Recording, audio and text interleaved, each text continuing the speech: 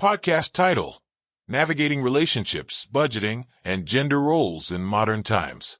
Hey everyone, welcome back to another episode of the Good Advice Giver podcast, powered by Buzzsprout. I'm your host, Terrence, and today we're diving into a topic that is on everyone's minds: relationships, dating, budgeting dynamics, romance, or the lack of it, and gender roles in today's modern relationships. We'll unpack what's happening in the dating scene, the financial expectations between partners, and how gender roles are evolving or staying the same. It's going to be a juicy conversation, so buckle up. Whether you're in a relationship, single, or somewhere in between, there's a lot to cover and plenty of relatable moments. So grab your coffee, settle in, and let's dive into this conversation. Segment 1. The dating scene today. Dating today has become quite an adventure, right? Gone are the days when people simply met in person and went on a date after some small talk. We're now in a world of swiping left or right, endless DMs, and a culture of ghosting. So, let's talk about how dating has changed. One of the biggest challenges, I think, is the sheer volume of choices. With online dating apps like Tinder, Bumble, and Hinge, it's easy to feel overwhelmed. You're constantly seeing new faces, and it's tempting to think, is there someone better out there?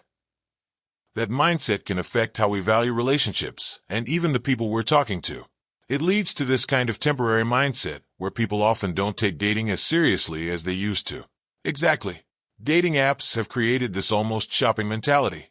When it comes to finding a partner, everyone's always looking for the next best option, and it has impacted how people connect emotionally. I feel like people aren't as willing to put in the effort to build a meaningful relationship because it's so easy to just move on to the next person. You match with someone, things get difficult or boring, and instead of working through it, people just swipe away and try to find someone else. It's like relationships are becoming disposable. That's a great point. It's almost like commitment is becoming rare. We've got endless choices, but fewer meaningful connections. What do you think are some solutions for people looking to have real, long-term relationships in this culture? People need to be intentional from the start. If you're serious about wanting a real connection, you need to date purposefully. That means being clear about your values and what you want out of a relationship. You have to filter out those who aren't on the same page early on, instead of getting caught up in the fun or excitement of swiping and chatting without depth. There has to be a shift from convenience to commitment if long-term relationships are going to survive in this modern dating world. Segment 2. Budgeting in relationships. Let's move into something that might not be as fun as talking about dating, but it's just as important: money and budgeting in relationships. The reality is that financial dynamics are a huge part of what makes or breaks relationships today. Whether it's splitting bills, deciding on how to handle money as a couple, or just understanding who's responsible for what, money is a touchy subject. I've seen it a lot. Couples who argue over who's spending what, or feeling like one person is carrying the financial load. So, what's the best way for couples to handle budgeting today? Should we still be dividing things 50-50ths? Or has that changed in our modern era? Money is one of the top reasons couples argue, right? It can get tricky, especially when both partners have different spending habits or different incomes. I think the 50-50 split is outdated, though. For some couples, it works, but for many, it doesn't reflect the reality of their situation. Instead, I think it's more important to focus on equity over equality.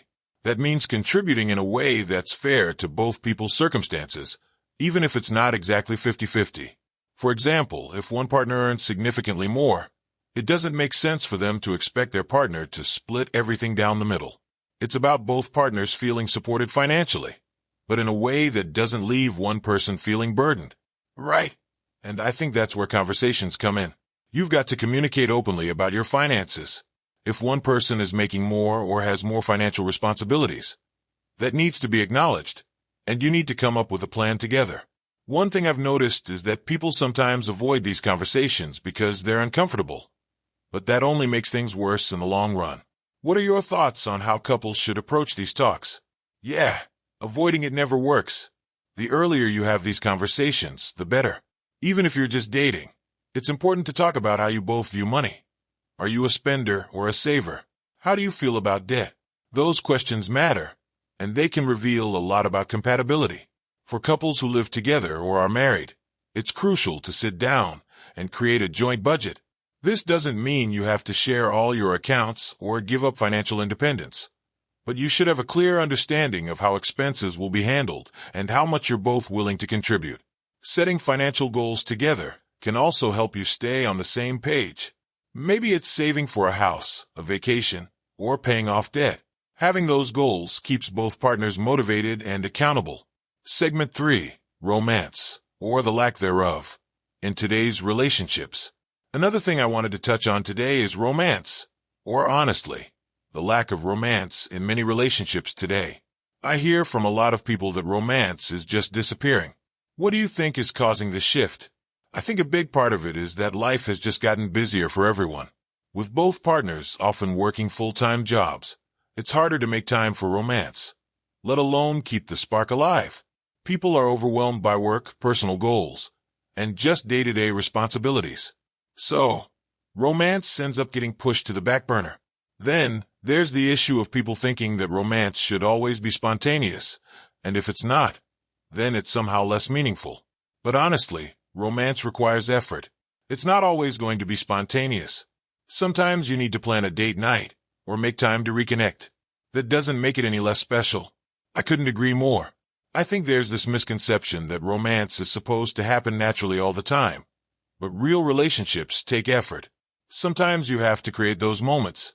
Scheduling a date night or making time to talk without distractions can make a huge difference. And here's the thing.